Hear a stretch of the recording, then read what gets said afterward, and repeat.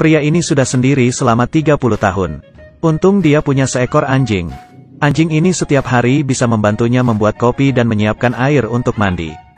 Ketika semua sudah siap baru membangunkan dia. Lalu dia sendiri tunggu di luar untuk menunggu majikannya mengajaknya keluar. Dengan seperti ini dia memberikan waktu mudanya untuk majikannya. Di matanya majikannya itu adalah segalanya.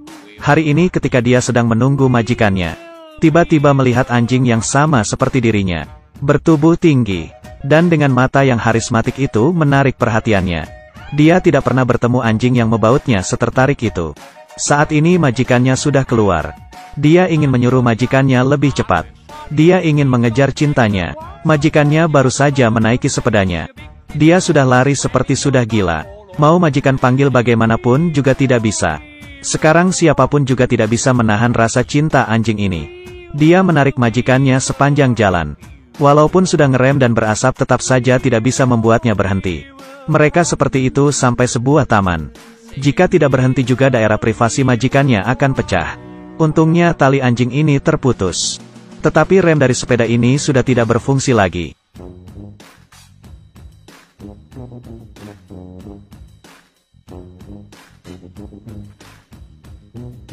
Pria ini bernama Roger, tetapi dengan kekuatannya sudah sendiri selama 30 tahun lamanya. Anjingnya bernama Hey. Dia tidak ingin seperti majikannya selalu sendiri. Sekarang dia sudah tidak peduli dengan keadaan majikannya. Dia duduk sendiri melihat anjing kesayangannya. Ketika Roger menghampiri dia salah sangka bahwa anjing betina itu adalah miliknya. Majikan dari anjing betina itu mengira dia akan pencuri anjing. Mengambil batu bata lalu memukul kepala Roger. Lalu bertanya mengapa mengambil anjingnya. Roger terbingung. Dia mengangkat satu kaki anjing itu. Membuat Hey merasa malu untuknya. Akhirnya kesalahpahaman ini selesai. Mereka saling memperkenalkan diri. Kedua anjing ini juga mengambil kesempatan untuk saling mendekat. Ketika pergi wanita ini merasa ada perasaan untuk Roger. Anjingnya merasa enggan untuk meninggalkan Hey. Lalu anjing betina ini tidak ingin kehilangan kesempatan ini. Dan dia menarik majikannya untuk mengejar Hey. Dan akhirnya,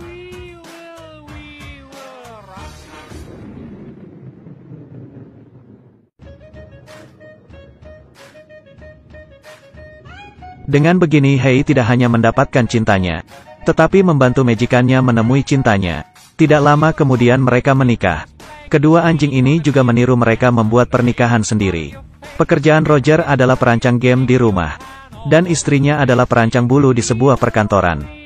Dia mendapatkan inspirasi dari bintik-bintik anjingnya dan merancang sebuah baju. Dan tidak sengaja dilihat oleh atasannya. Atasannya sangat menyukai bulu. Dia sangat menyukai bulu dari hewan-hewan. Dan rancangannya ini sangat menarik untuknya. Dan dia melihat foto bintik anjingnya. Anne berkata ini adalah anjing yang dipelihara sudah lama. Lirikan mata dari atasannya membuat ia merasa tidak nyaman. Lalu dia dipanggil ke kantor. Dan memperbaiki gambar rancangannya. Di rancangan awalnya ditambahkan jubah. Dengan demikian maka dibutuhkan modal kulit anjing yang banyak. Anne ingin mencegahnya dan berkata kulit anjing sangat kasar. Tidak nyaman untuk disentuh. Tetapi atasannya berkata menggunakan kulit anjing yang baru lahir saja. Saya mempunyai banyak uang. Dan pasnya anjing di rumahnya sedang hamil. Tidak lama lagi akan melahirkan 15 anjing kecil. Setelah atasannya mengetahuinya dan langsung datang ke rumah Anne.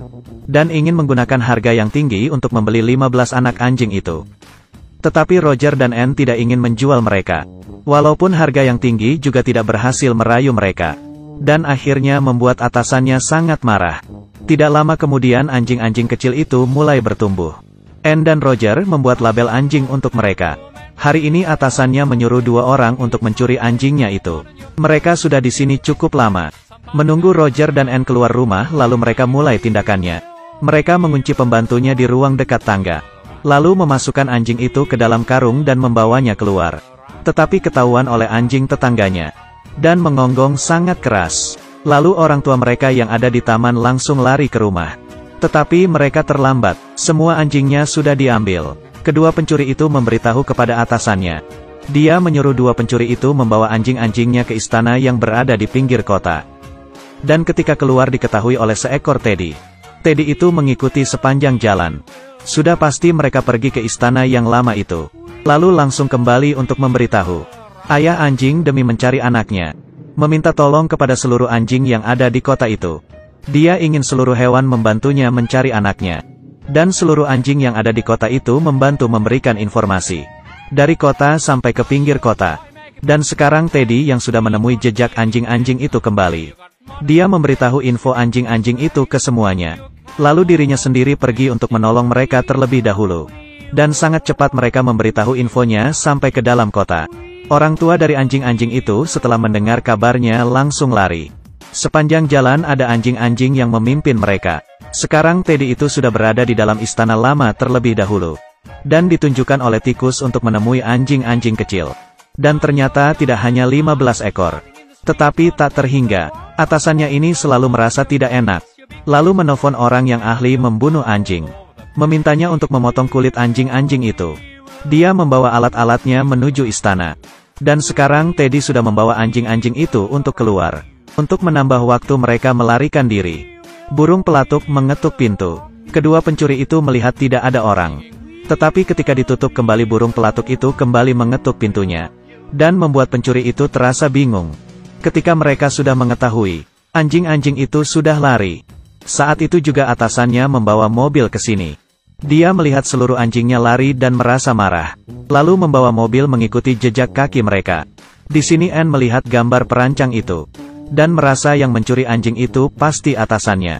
Lalu dengan suami bersama melaporkan kepada polisi. Polisi menemukan banyak kulit hewan yang berharga di tempatnya. Dan orang tua anjing sudah menemukan anak-anaknya. Tetapi atasannya itu membawa mobil sampai sini. Untungnya burung gagak memberi info kepada anjing-anjing itu tepat waktu. Dan membuat kaget anjing-anjing itu sampai bersembunyi di tumpukan jerami. Ketika atasannya itu jalan menuju pintu masuk, kuda-kuda sudah siap. Menggunakan kaki yang panjang lalu menendang jauh dirinya. Dan atasan yang masih belum menyerah masih mencari anjing-anjing kecil. Tiba-tiba dia melihat ekor yang bergerak. Lalu pelan-pelan menuju ke arahnya dan menariknya. Ternyata itu adalah ekor babi. Babi itu jatuh dan menimpa dirinya. Ketika dia terbangun ada seekor akun memakai topinya dan menggodanya.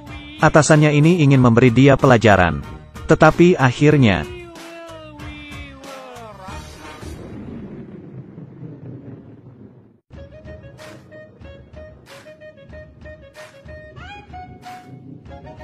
Kali ini dia sangat marah. Dia naik ke atas dan memarahi hewan-hewan itu. Lalu membuat kuda marah. Kuda itu pun meraung. Dan menggunakan kakinya menghentak lantai. Dengan sangat mudah melempar atasannya itu ke tempat kotoran babi. Saat ini polisi mulai berdatangan. Dan menangkap perempuan ini. Di mobil itu juga ada kedua pencuri dan pembunuh anjing itu. Mereka akan menerima hukuman. Anjing-anjing kecil itu mendapatkan pertolongan. Tetapi selain 15 anjing yang memiliki label nama, masih banyak lagi anjing kecil yang tidak memiliki majikan. Jika tidak ada orang yang adopsi mereka, mereka akan dietanasia. Akhirnya Anne dan Roger memutuskan untuk adopsi mereka semua. Akhirnya Roger menggunakan cerita anjing-anjing itu membuat sebuah game. Tidak disangka langsung dikontrak oleh perusahaan besar. Dan diberikan banyak uang. Tak lama kemudian mereka mempunyai anak sendiri. Dan mengganti rumah yang lebih besar. Mereka hidup bersama 101 anjing dan merasa bahagia semua. Mereka bisa menikah karena anjing. Dan juga karena anjing bisa mendapatkan inspirasi. Untuk merancang game baru dan membuat mereka semakin jaya. Anjing adalah hewan yang tidak bisa berbicara. Jika kamu mengadopsi mereka, jadikanlah mereka sebagai keluargamu. Semangat pantang menyerah mereka yang membuat kita kagum. Jika kamu baik kepada mereka, kehidupan juga akan baik kepadamu.